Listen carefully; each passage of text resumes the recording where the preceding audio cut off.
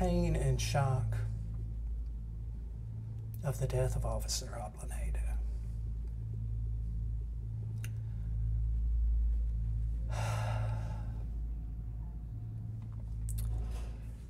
And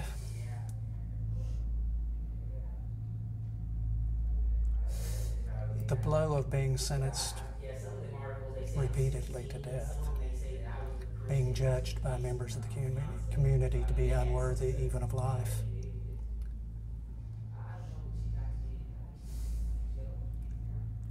Have morally humbled me in a way, and caused me to look within myself and try and submit myself to a serious self-examination. I hope this film doesn't make him some kind of heroic figure, because he's not. And he deserves terrible punishment for the terrible thing that he did. I have the sense that he carries a terrible burden, and I don't think burden and self-pity are identical or even similar. A burden is something else, and I think he carries a burden. The concept which we talk about but which we don't practice is the belief in redemption. And human beings can change, and human beings can do a lot of self-examination, and at least hold that out as a possibility. So I'm not for not punishing people, but I'm also not for taking human life. Of course, I think David is redeemable, and I think in many ways he has been on the course of redemption. He's reflected his own agony and deep sorrow to me over what happened. He has worked to care about and identify with other people around him and their circumstances. He has worked to create a better environment, a more just environment, a more rehabilitative environment. You can't lock a man in a room 23 hours a day for 20 years, and he's not faced every moment of his life. Because I know that he's asked for forgiveness. I think he is very remorseful.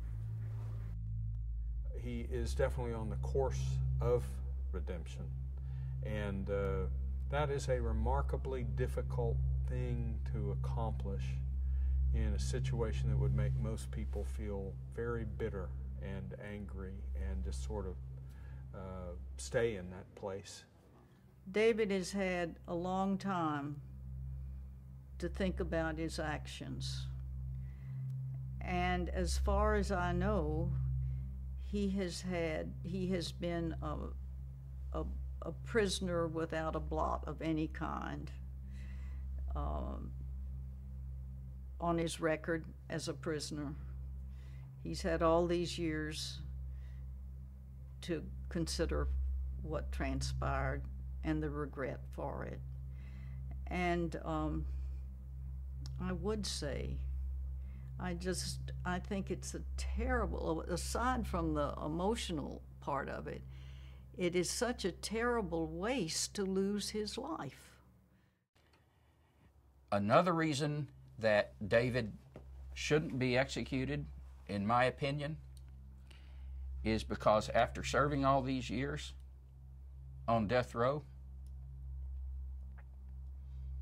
he's already received punishment that's as bad as it can possibly get. 30 years is enough. I mean, my Lord.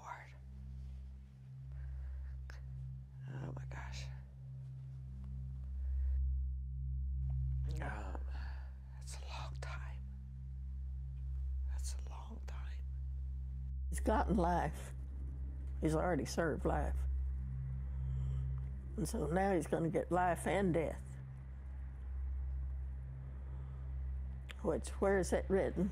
That he's supposed to get life and death. That doesn't seem fair to me. I think that the death penalty in Texas is more about vengeance than it is about justice. I think the whole system is grossly unjust. Our system is designed for the Board of Pardons and Paroles to separate out and provide clemency for those where there is clear that some error has been made along the line, and they should not be taken away from us. And he's one of those. The act of violence that he committed is obviously, clearly not reflective of his whole life. It's obviously an aberration compared with his whole life. If the person has a record and is no threat, you know, that is always the thing that comes up. Will they be a threat to society? There is nothing that indicates that David will be a threat to society. 7 guards testified on his behalf. That doesn't happen. Even in that environment where so many people are torn apart, he brought people together. We know that if you look at David's life, you see goodness that has been manifested time and time again. You see goodness that can circulate, that can offer so much still to the world. Why take him? Why take him away?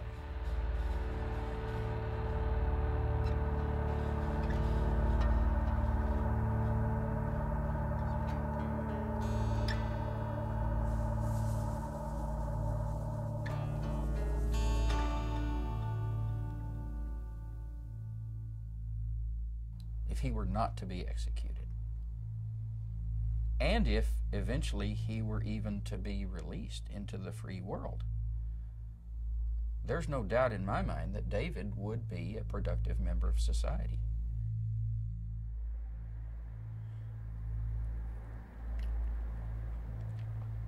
I kind of think that really what they're doing is they're sentencing the family.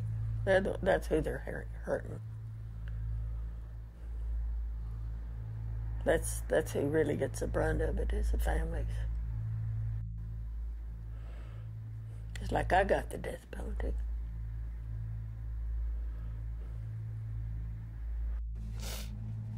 Let this stop. Let it stop.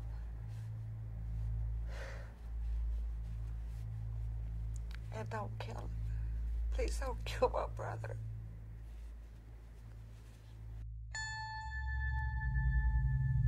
David has run out of appeals, and there is nothing left, legally, to prevent the state of Texas from executing him.